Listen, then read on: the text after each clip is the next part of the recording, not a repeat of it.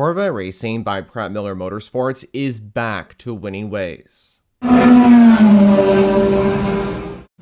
Finally, the American manufacturer Chevrolet has taken victory in IMSA in 2025. But this was no ordinary win, as they took the overall victory at IMSA's All-GT round of the Michelin GT Challenge, as no prototypes from the GTP or LMP2 classes were present. But how did Corvette Racing beat their rivals in order to claim this magnificent result? And is this the result that will eventually clinch them the GTD Pro Championship later on at Motul Petit Le Mans? Well, in this video, I'll be breaking down all the details that you need to know on how Chevrolet won at VIR. Heading into this particular event, Corvette Racing by Pratt Miller Motorsports were already leading the championship with the number 3 car driven by Alexander Sims and Antonio Garcia. But interestingly, they hadn't won a single event in 2025, despite having the most points across the entire GTD Pro field. Across the season, the two factory Corvettes had chances to win, but were unable to secure the win due to situational circumstances, such as most recently at Road America, where both cars were taken out of contention for the win in a swoop of just 3 corners. For the race at the Virginia International Raceway though, the Corvettes had a good chance to take the overall victory, with strong pace across the entire weekend, allowing for the number 3 car to qualify in 4th, and for the number 4 car to qualify right behind in 5th.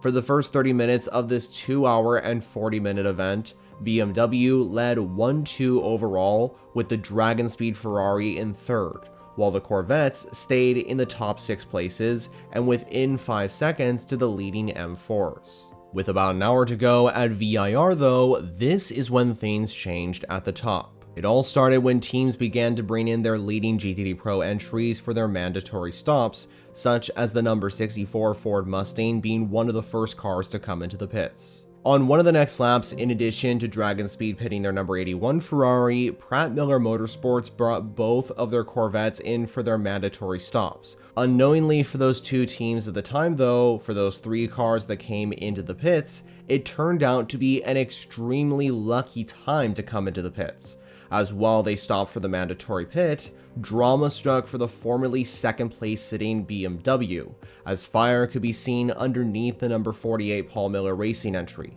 Now, not only did this mean that one of Pratt Miller's main contenders for the win was now out of the race, but this yellow caution for the number 48 BMW came out at the perfect time, as once the leading number 1 Paul Miller Racing BMW came into the pits, the car would lose the lead to the number 3 Corvette, which had cycled to the front because of pitting earlier. And in addition to the number 3 getting out in front, Pratt Miller Motorsports was also able to jump Dragon Speed's Ferrari in the pits with the sister number 4 Corvette, which enabled the 2 bright yellow Z06 entries to cycle into 1st and 2nd on the restart, which would prove to be heavily critical as the race progressed. Once green flag racing finally returned, as was anticipated, Alexander Sims led the field away in the number 3 Corvette and started to build up a gap, while Tommy Milner played the ultimate team game in the number 4 Corvette and held off Albert Costa Balboa in the charging number 81 Dragon Speed Ferrari. But the battle at the top was soon interrupted by another fiery incident, this time for the number 45 Lamborghini, which was engulfed in flames. And immediately, Danny Formel was able to jump out of his Wayne Taylor Racing entry, and thankfully he was okay from the incident. But the GTD entry was obviously not able to continue on. Even though that caution diminished the Corvette's lead, once the second caution went away, Sims picked up right where he left off and continued to build the gap in the number 3 Corvette.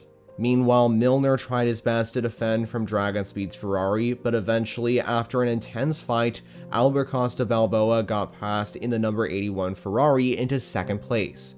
But that defense from Milner allowed Sims to continue to pull away and stay in the lead, allowing for the number 3 Corvette to cross the line in 1st and achieve the overall win at the Michelin GT Challenge at VIR. Antonio Garcia and Alexander Sims would celebrate standing on the top step of the GTD Pro podium, which would therefore deliver Corvette Racing by Pratt Miller Motorsports their first win of the season, and with the number 4 Corvette finishing on the podium too in third place, with Nicky Katzberg and Tommy Milner behind the wheel across the event, Chevrolet would earn a double podium finish in Virginia. The outright win for Corvette Racing in 2025 also means that Antonio Garcia is now the most successful driver of the VIR Sports Car Challenge, with 5 overall wins, placing him ahead of former F1 driver Walt Hainsgen, with the Spanish racer claiming his first victory in 2016 and 4 more wins after that in 2017, 2020, 2023, and now in 2025. And by the way, Garcia won the overall victories, all with Corvette Racing.